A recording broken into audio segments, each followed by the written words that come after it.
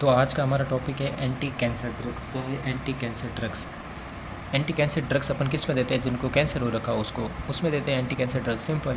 तो अब कैंसर में होता क्या है? देखो, कैंसर में होता है बहुत रैपिडली सेल ग्रोथ होती है, ठीक है।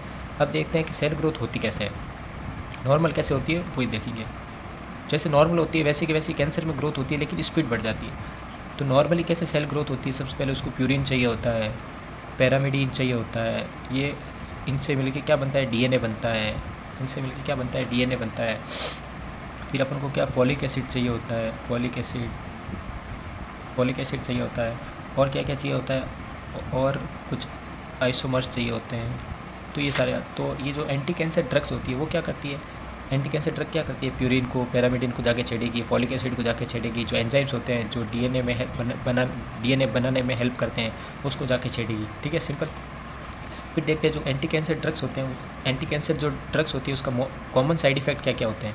कि भाई जो भी ड्रग्स होगी ना, उसके ये चारों पाँचों तो साइड इफ़ेक्ट देखने को मिलेंगे ही मिलेंगे, चाहे कोई भी ड्रग हो एंटी कैंसर की ड्रग। तो सबसे पहले बोन मेरो सप्रेशन, एलोपेशिया, बाल झड़ जाएंगे, हाइपर यूरिसेमिया, अपने ब्लड के अंदर क्या देखने को मिलेगा? ज़्यादा यूरिक एसिड देखने को मिलेगा। Chemotherapy induce nausea and vomiting देखने को मिलेगी, ठीक है। अब आते हैं अपन क्लासिफिकेशन में। तो पहला अपना क्लासिफिकेशन है एल्कलाइटिक एजेंट, ठीक है। तो क्या होता है? देखो, ये एक डीएनए है और ये एक डीएनए है, ठीक है। तो यहाँ पे आके एक एल्कलाइन ग्रुप जुटेगा, और ये दोनों आपस में अटैच हो जाएंगे, ठीक है। ये दोनों आपस में क्या होंगे? अटैच हो जाएंगे। तो अब अपनी बॉडी को क्या लगेगा? भाई बॉडी तो एक डीएनए को जानती थी और इस डीएनए को जानती थी, लेकिन अब ये दोनों, अब यहाँ पे एक एल्कलाइन के क्या डाइमर बन गया, ये दोनों डीएनए जुड़ गए। तो बॉडी के लिए तो एक नया स्ट्रक्चर बना। तो अपना इम्यून सिस्टम आके क्या करेगा? इस पर अटैक करेगा, तो नई सेल्स बनेगी नहीं, ठीक है। तो एक तो ये तरीका हो गया। अब एल्कलाइटिक एजेंट के कौन कौन से एग्जाम्पल है? आइफोस्फोमाइड, बसल्फन, साइक्लोफॉस्फोमाइड। तो ठीक है, अब मैं इसके साथ साथ में आपको ड्रग्स के नाम भी याद कराऊंगा। साइक्लो और ये फॉस्फोमाइड, ये तो नाम इजी है, साइक्लोफॉस्फोमाइड। फिर इसी का फॉस्फोमाइड से जुड़ता ये वर्ड है फॉस्फोमाइड। इस फॉस्फोमाइड और इस फॉस्फोमाइड की स्पेलिंग अलग है, बस यहाँ पे आई जुड़ गया, साइक्लोफॉस्फोमाइड, आई फॉस्फोमाइड, ठीक है।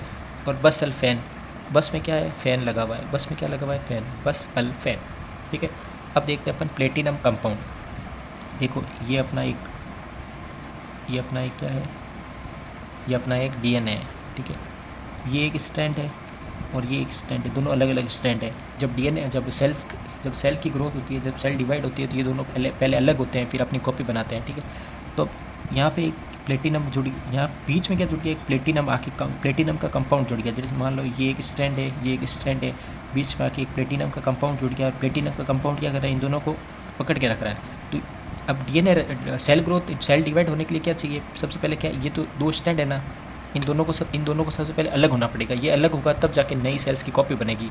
अब प्लेटिनम क्या कर रहा है? इन दोनों को जोड़ के रख गया, इन दोनों को अलग ही नहीं होने दे रहा है। अगर ये अलग ही नहीं होंगे तो फिर बनेगा कैसे? नई सेल बनेगी कैसे, ठीक है।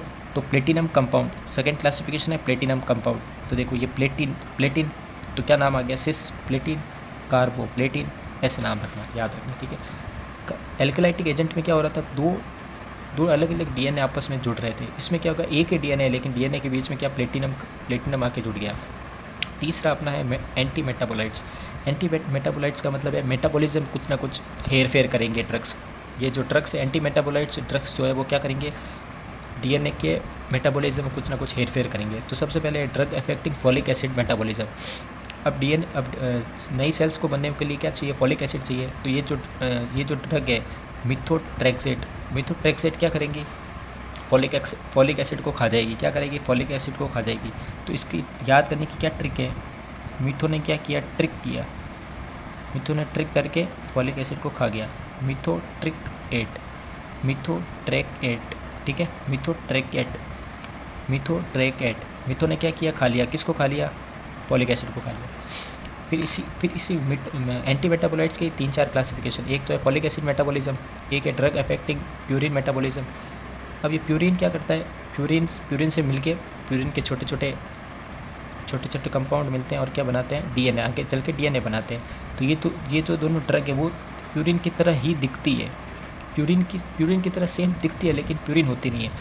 तो जब सेल डिवाइड हो रही होगी, कैंसर सेल जब डिवाइड हो रही होगी तो ये दोनों बीच में आ जाएंगे और ये कैसे कैसे दिखेंगे, प्यूरिन की तरह दिखेंगे। तो डीएनए को क्या लगेगा कि भाई वाह मेरे पास प्यूरिन आ रहा है, वो प्यूरिन की तरह दिखते हैं तो डीएनए बनाएंगे। अब ये प्यूरिन असली में तो प्यूरिन है नहीं, बस प्यूरिन की तरह दिख रहे हैं, तो सेल आगे ग्रोथ हो नहीं पाएगी। ठीक है, तो इसके क्या 2 एग्जाम्पल है, 6 मरकेप्टोप्यूरिन और 6 थायोगुआनिन। इसको याद करने का क्या तरीका है कि प्यूरिन ने क्या किया, कैप्टन को मार दिया। प्यूरिन ने क्या किया, कैप्टन को मार दिया। प्यूरिन मरकेप्टो, प्यूरिन ने क्या किया, कैप्टन को मार दिया। मरकेप्टो प्यूरिन, कौन से कैप्टन को मारा, 6वें नंबर का जो कैप्टन था उसको मारा, 6th नंबर का जो कैप्टन था उसको मार दिया। ठीक है, प्यूरिन ने क्या किया, 6वें नंबर पे जो कैप्टन था उसको मार दिया, 6 मरकेप्टो प्यूरिन। अब उस 6th नंबर पे क्या हुआ, थियो नाम का लड़का आया और गुआनिन चला गया। थियो आया और गुआनिन चला गया, 6 थायोगुआनिन, 6 थायोगुआनिन। तो प्यूरिन की सेम दिखने वाली ड्रग्स कौन कौन सी है, मरकेप्टोप्यूरिन, प्यूरिन ने कैप्टन को मार दिया। कौन से कैप्टन को मारा, 6th नंबर के कैप्टन पे, और वहाँ पे 6 नंबर के कैप्टन पे क्या हुआ, थियो आया और गुआनिन चला गया। सिर्फ 6 मरकेप्टोप्यूरिन, 6 थियोगुआनिन। ठीक है, अब आते हैं ड्रग अफेक्टिंग पैरामिडिन मेटाबॉलिज्म। जैसे प्यूरिन, ये दोनों ड्रग्स कैसे थे, प्यूरिन किस तरह दिख रहे थे, वैसे कि वैसे ये जो 3 ड्रग्स है वो कैसे पैरामिडिन की तरह दिखेंगे। पैरामिडिन भी है ना डीएनए बनाता है, पैरामिडिन के छोटे छोटे कंपाउंड होते हैं, वो मिलके कंपाउंड मिलके आगे डीएनए बनाते हैं। लेकिन ये जो ड्रग है कैप्सिटाबेन, जेमसिटाबेन, 5-FU, ये पैरामिडिन की तरह दिखते हैं लेकिन होते नहीं हैं। ठीक है, इसको याद करने का क्या तरीका है, सीताबेन, क्या नाम है, राम सिया राम, सीताबेन है। ठीक है, तो सीताबेन क्या है, कैप पेन क्या है, कैप सीताबेन।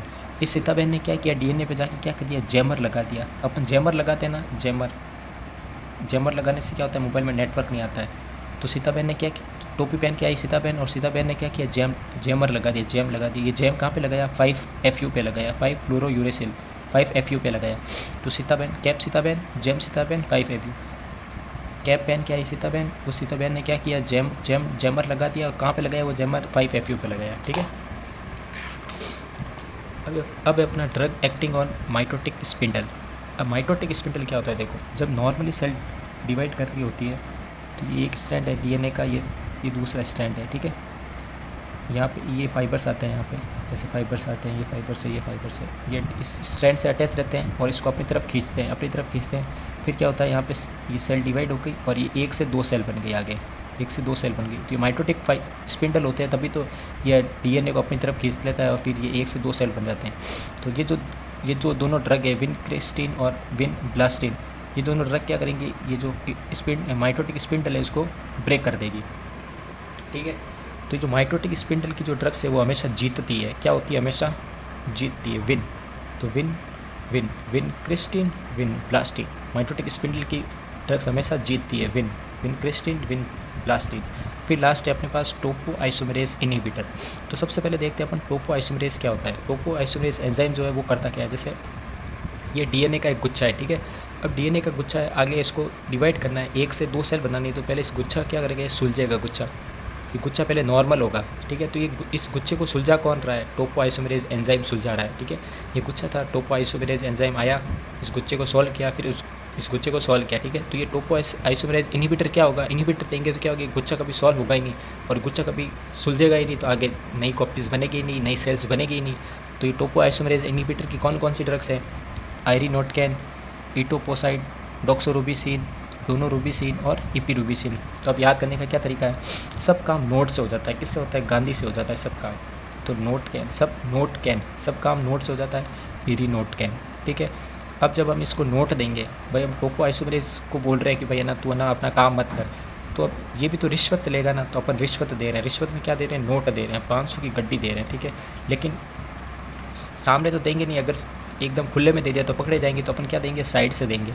जो नोट दे रहे हैं वो कहाँ से देंगे, साइड से देंगे। तो इरिनोटकैन और इटोपोसाइड। ठीक है, इरिनोटकैन, इटोपोसाइड। फिर अपन ये जो नोट दे रहे हैं वो किसको दे रहे हैं, रूबी को दे रहे हैं। किसको दे रहे हैं, रूबी को दे रहे हैं। तो रूबी क्या है, डॉक्टर है, डॉक्सो, अपन डॉक्टर साहब है, कहीं है डॉक्टर साहब है, तो रूबी क्या है, डॉक्टर है, डॉक्सो रूबीसिन। नोट दिए इरिनोटकैन, साइड से दिए इटोपोसाइड, रूबी को दिए, रूबी क्या है, डॉक्टर है, तो डॉक्सो रूबिन।